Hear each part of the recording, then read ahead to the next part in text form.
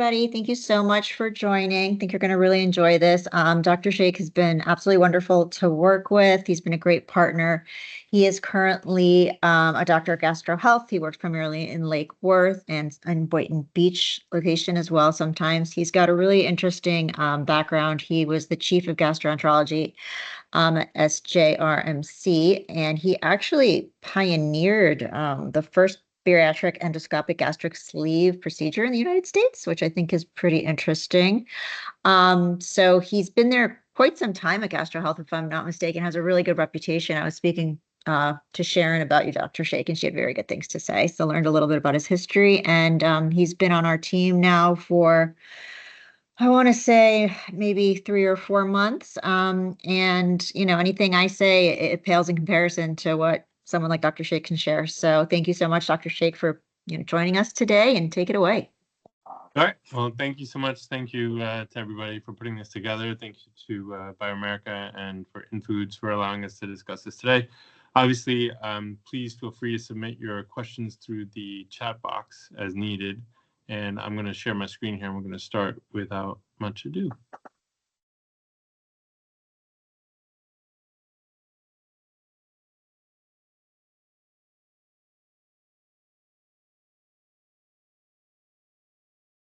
Okay, so with IBS treatment paradigm, as gastroenterologists, we typically have a lot of patients that come in, and we don't know, other than the initial steps, how we can help them, because we can treat certain things commonly, and we want to make sure that we offer them the best potential therapeutics that are out there. And this is a relatively new, very up-to-date intervention that can really help a lot of patients that we can scratch our heads about. So the agenda for today, we'll go over some clinical review of IBS. We'll review the clinical data and the utility of the inFoods allergy testing, and go through the process and some case studies and such. So as we all know, the IBS is a disorder of gut-brain interaction. And when we can find things commonly, i.e. H. pylori, exocrine pancreatic insufficiency, maybe some sucrase isomaltase deficiencies, things that are under the surface, maybe not too deep, then we can help patients out a lot. But we have these persistent patients who come back in that have complaints of abdominal pain and bloating and altered bowel function, and it comes and goes and waxes and wanes. And oftentimes we are faced with patients saying, hey, whenever I eat at my aunt's house, she makes this apple pie and it makes me go to the bathroom right away. And we say, hey, don't eat the apple pie. She doesn't like you. She wants to keep you out of the house. So don't go to that apple pie. So there are a lot of research areas that have focused on irritable bowel syndrome, and for good reason. There's a lot of kind of factors that play a role. You have motility, you have inflammation, you can have mucosal disruption, as we talked about before. Brain-gut interactions, food and diet are clearly play a role. And as we learn more, we know that there's a careful interplay. And the way I like to look at it is that there's a spectrum between some things that, if you will, can be called minor players and some things that can be called major players. In celiac disease, gluten is a major player. So it doesn't matter if you eat a lot of peaches. If you're eating gluten, then it can cause a problem, even though the peaches are probably contributing. But we have to look and see where we can kind of modify, identify, treat, and really tailor these therapies to be patient-centric. Different foods have different effects. You have secondary effects, you have psychological effects, whether there's osmotic, chemical, mechanical, neuroendocrine.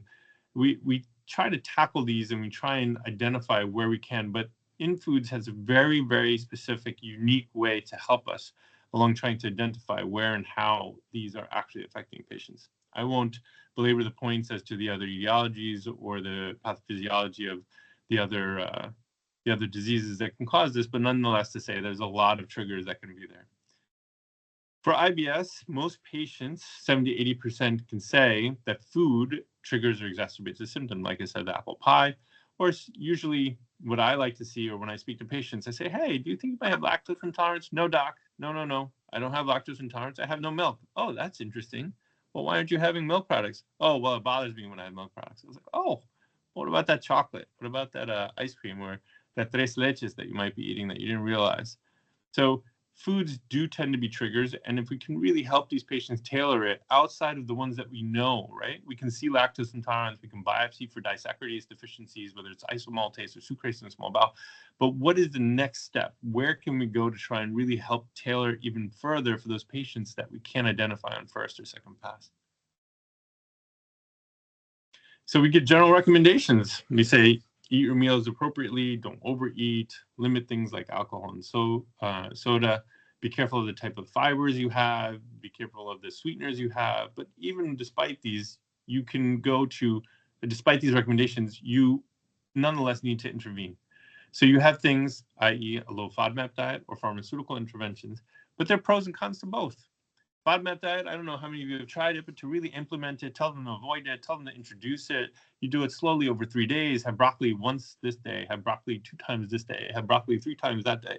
It's really hard to get people to really go through these and to get them to adhere to it without them having direct initial effects in terms of being beneficial. It's really hard. And long-term, they've been shown to not really be compliant with the diets. Medications, sometimes we're fortunate and the patients have good coverage, sometimes they don't. And again, we're left at the whim of uncertainty at times, so much so that we'll give medications like anti-gas medications that will really take away the symptom, but don't really address the underlying issue. If you look at this side, it's a little busy, but you have IBS C, D, and mixed on the left-hand side. And if you look at the medications and the treatment responses, I want you to focus there. You really have a 20% to 40% with Xifaxan, which is one of our better drugs now. But the placebo response is actually there too. You got 20% placebo in Isbrella. You've got a little bit in Linzess, up to 27%. So when you're looking at the deltas of the responses, you're looking at that there's some therapeutic effect, but we really aren't helping the majority of patients. We're not breaking 50. Now, if you look at some of the data that we collected with inFoods, whether it's constipation, diarrhea, or mixed, we actually have a treatment response around 48%. And that leaves us with a delta of 10 and 15 for the taking out the placebo. But the difference is this isn't a medication that you're giving multiple times over. It isn't a burden to the patient financially for medications that are expensive. And you don't really have the side effects. I mean, if you're not going over your aunt's house for the apple pie, you won't get the side effect of the apple pie. So to focus more, I told you the delta is around 10%, 15% in women. And this study actually included men and women. Some of them did not. I'll get into the specifics of the study. It was an IBS-specific sensitivity panel, and they had cutoffs listed for each food. And it's important to understand the specifics of that, and I'll go into that in the next slide. We had wonderful institutions, Mayo Clinic, Harvard, University of Texas, Medical Center, and Michigan. So we developed an assay in clinical data, and we took the 90 most commonly consumed foods, and we said, hey, which one of these foods with IBS patients and non-IBS patients can we see if there's an elevated IgG level? Do I have an elevated IgG level to soy, to wheat, to orange, to grapefruit, believe it or not? And then we look at that, and then we went back and did a p-value assessment with bootstrapping to see whether or not there was a correlative sensitivity, or correlative symptoms with elevated IgG sera at a 95th percent cutoff, such that you could say with certainty that not necessarily that your symptoms are directly related to these, but scientifically that the elevated sera shows that you have more antibodies to X substance, and it is likely that you have symptoms that are related to that substance, because compared to non-IBS patients, your sera has an elevated number in that area. And I'll show you with a pictograph here. So food A is one of the foods that was included in the study, in the assay, and food B is one that was not. So here you started with 90 on the left, and then you looked at 50, and they ended up with 18 for the adjusted p-values.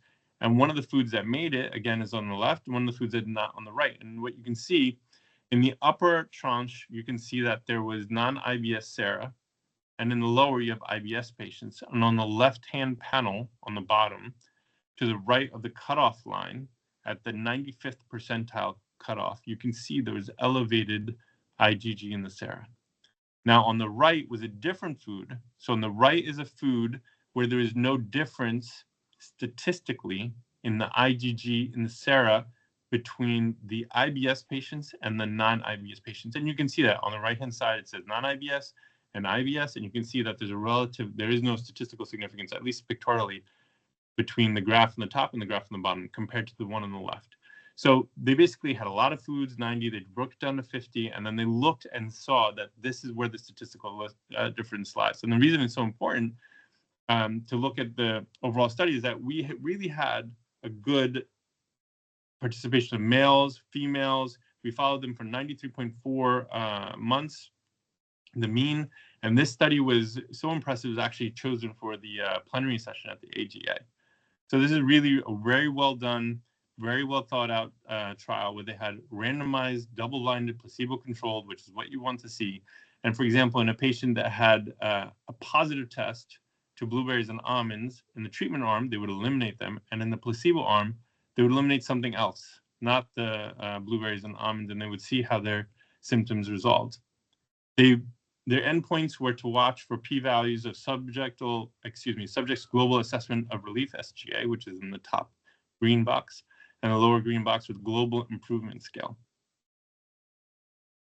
This is the abstract that was published that had the initial data that got the presidential award that showed essentially in the top graph, you can't see it here, I'll show you another slide, that there's improvement in both of those assessments. This is the first one. So this is API, or abdominal pain intensity. On the top, you have green line, and on the bottom, a blue line. The green line is patients that had a sham diet, i.e. the ones that did not eliminate the offending agents. And the blue line is the one that did. And you can see there's a drastic decrease in abdominal pain index as the patients continued on the elimination of those certain foods. Additionally, the bloating also improved. So you have here you have the pain that improved, and here you have the bloating that improved. And by and large, a lot of these patients are complaining not only of these, but other symptoms, whether it's agita or dyspepsia or pain or discomfort, but bloating and pain definitely improved. For IBS testing for inFoods, it's actually a pretty simple process. It's initiated by the physician. So we will ask and say, hey, this is something I think you need. The patient would scan a QR code and they would be able to review things. And the beauty of this is you can either have a sample drawn in the office, which is just a finger stick, or they even at home test now, where you can have the patient do it at home. And then the report is available however you deem fit. So it can be faxed to you and the patient, emailed to the patient, emailed to you, whatever you feel is best. By and large, the way I run my practice is I will actually have them sent to me, and then I'll meet with the patient to discuss it because it's a lot to go through, and I'll show you what they get. Again, this is something that you can have in your office, and it's easy for them to read and take home, and they can scan it. And it basically goes through what it is in layman's terms in terms of the blood test and why it's good and where you can order it. So this is basically a printout of the results that you get. For this patient, Mr. Testlast, he had an allergy to orange and honey. So when you get this result, the patient doesn't only get this, which shows the negatives and the positives, and you can see it tests other substances such as corn, oat, rye, wheat, cow's milk, whole egg, grapefruit, lemon, pineapple, soybean, cabbage, walnut, yeast, cane sugar, cocoa, and black tea, as along with the orange and the honey that was positive. But when you get positive orange and honey, which is easy to say, hey, don't eat that, it also goes into, if you look under common foods and beverages in the middle of both of these forms, there's a fact sheet on each individual item and what it is in those that potentially could be contaminated or could be containing things. I'll ask you a question. If I said, hey, Zach, you can't eat oranges. You're like, okay. I was like, what are you going to eat tonight? Oh, I'll go to a Mexican place and I won't have any orange in my margarita or whatever you're going to say. Well, then you say, well, are you going to eat the salsa? I'm like, yeah, of course I'm going to eat salsa. Well, did you know that salsa can have oranges? Yeah. They put different citruses in the salsa. If you look in the second column, second from the last, there's salsa. Now, some of it is obvious, like if you have honey and the second one says honeycomb, but a lot of these, they go into little particular things that the patient, you can't be there all the time. Listen, we do everything we can. We talk to them, we give them handouts, we even can refer them to psychiatrists or food psychologists as well as nutritionists. But at the end of the day, they need to be in control of their health. And this is a great tool for them to have at home. And they'll talk about it with a friend, like, oh, did you know that this had this, that, and the other in it? And so they'll educate themselves much in a much better way than just kind of saying, hey, avoid soy. So one of the case studies I've gone through before is she's in her late 40s. She came in and she basically had bloating, abdominal discomfort, upper gastric pain. We scoped her. There's no H. pylori, no ulceration. She was on some various medications, but nothing too offensive, occasional NSAIDs. She was complaining of bloating. We did a breath test. Breath test was negative. There was no abnormalities in the small bowel. It didn't look like it was celiac disease for other reasons in terms of ethnic derivations and such. So I explained to her that we can do this test. And she was reluctant at first. And I went through a bunch of things, which I'll discuss in a second. And lo and behold, she came back 2 weeks later and I had the results. And I looked at it and I said, pineapple? Why is it pineapple? I don't know. I was like, okay, I'm going to tell her. I was like, I'm going to walk in this room and this woman's going to look at me and think I'm crazy. So I go in and I say, hi, well, the result is that you're positive pineapple. And she said, pineapple? I love pineapple. I was like, excuse me? She eats pineapple every day. Like her whole adulthood life, she's eating pineapple every day. And she cut it out and she's doing fantastic now. So it's interesting to see how these different foods can really cause issues that we don't know that the patients are eating. So it's useful in a variety of areas. You can rule out more complex issues, diarrhea, constipation, abdominal pain. I mean, I don't need to tell you where specifically this can fit, but what I think is of use is to go over specifically how I use it in my algorithm. And I will do this. Let me stop sharing for a second here.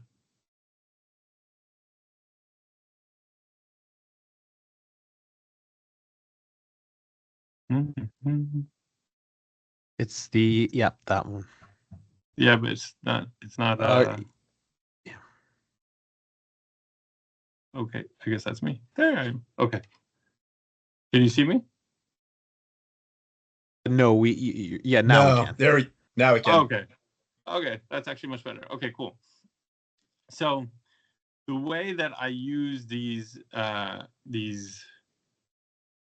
algorithm I have is the following. Whenever you have patients and you're going to be using dollars to invest in making them better, you have to ask yourself, well, what is the mechanism behind this improvement? In the sense that right now we have EGDs that cost patients a certain amount of their deductible.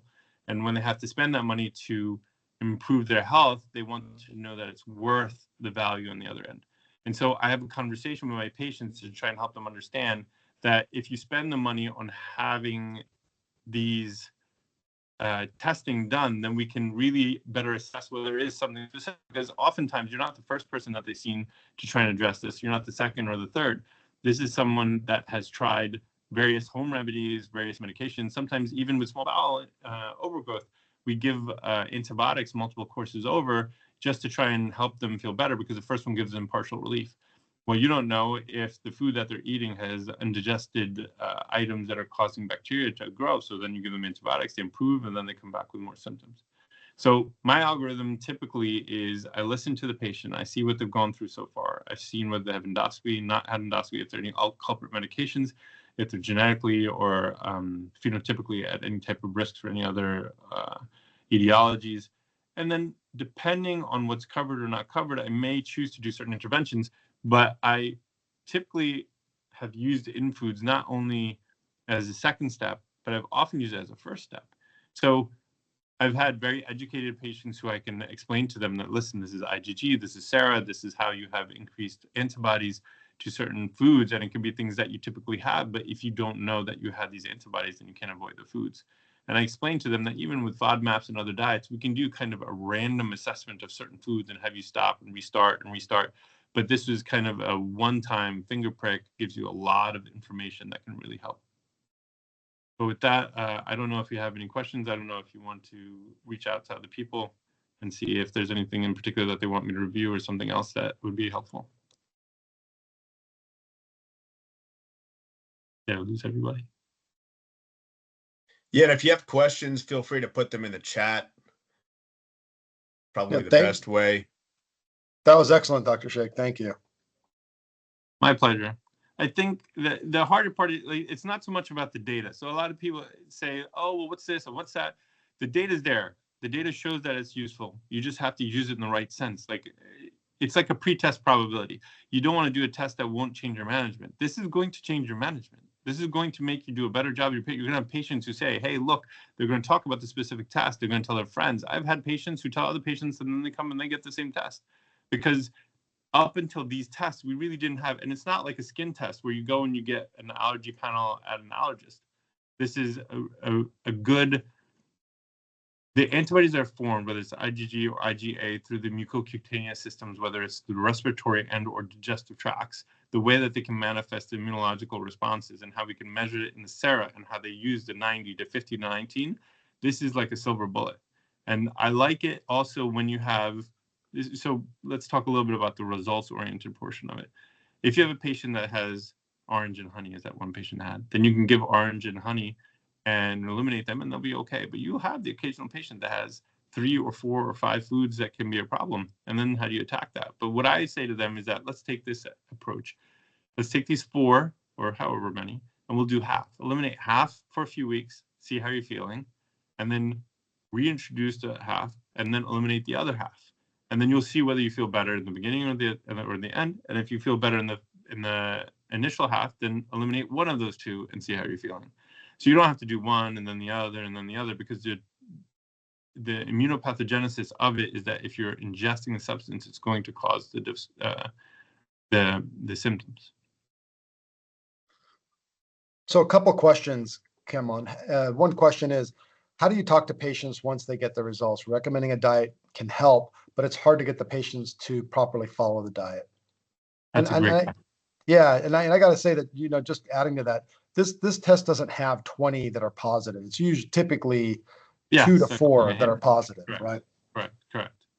That's what I like about it as well. It also gives the patients reassurance that other things are fine.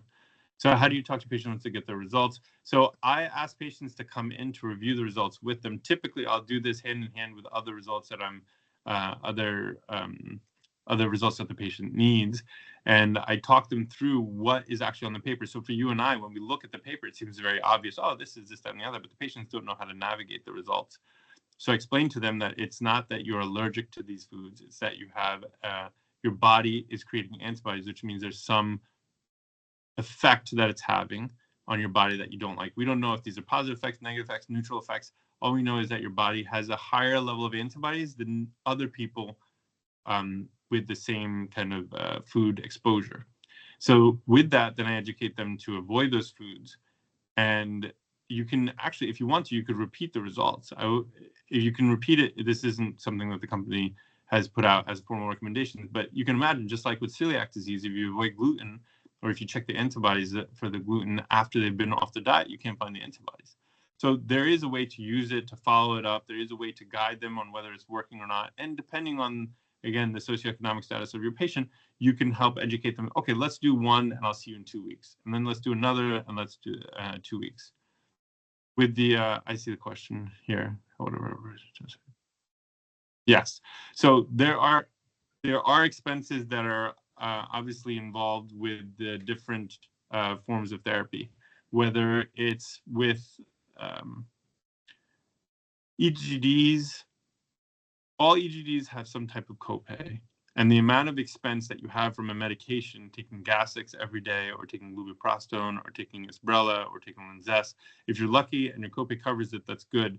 But the reality is we're looking at these as almost secondary or tertiary avenues, because that's typically not your first go around, right? So your inFoods testing, it's not the patient comes in and say, yeah, I should do an inFoods. Now, I will tell you, I have done that with patients, but it's not typical. So you're already giving the patient some type of medication that not just has side effects, but also has a cost. And the cost is going to be increasing over time if the patients aren't getting better from the other things that they're doing.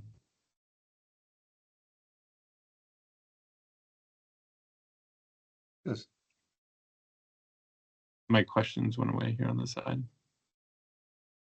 So another one was, how do you navigate that it's not covered by insurance? Yeah, so I basically give the patients a menu of choices. So I say, your choices are, let's say a patient comes in and I suspect that this would be a benefit to them. I say, well, we can do a breath test to see if you have bacterial overgrowth. You may end up with some antibiotics. Based on your diet history, I don't think you're overdoing it on sweeteners. I don't see that you have celiac disease history. We can offer you endoscopy to see whether or not there are any other potential contributing factors.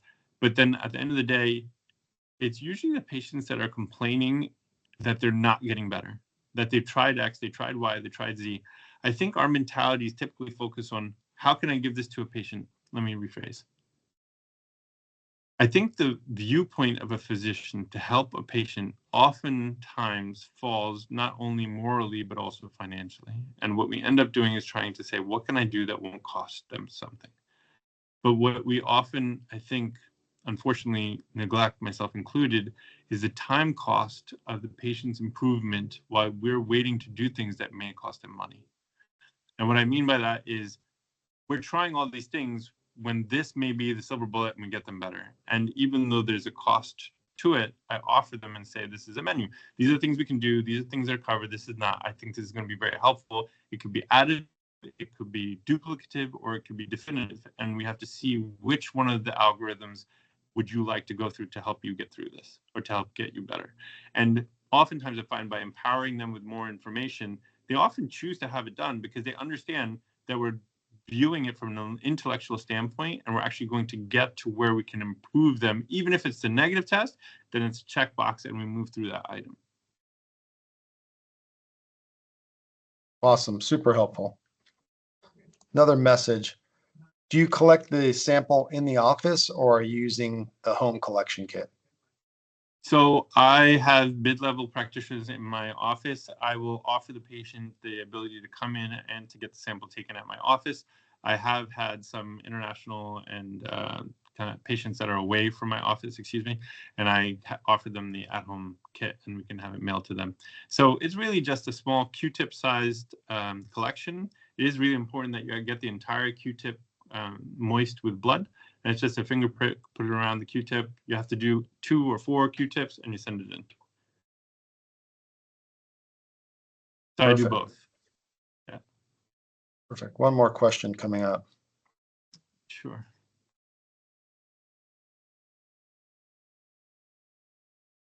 Oh, it was just a thank you for that answer. There you go.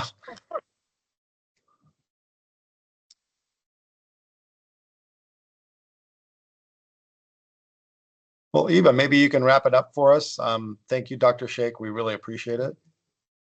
My pleasure. Absolutely. Thank you so much, Dr. Shaikh. That was amazing. Thank you guys, everybody, for joining. If this is anything like the last one that we did, there will be a recording of this. So if there's any questions or things you want to reference, I'll be sending that out. Yeah, everybody has my contact info if you need anything. And again, thank you so much, Dr. Shaikh. Sure. And honestly, if any of them are the physicians that need more or want to chat, you can give them my cell phone. I'm happy to talk with them. Oh, wow. Amazing. Thank you so much. All right. Thanks. Have a Love good it. night, everybody. Thank you. Thanks, Dr. Shaikh.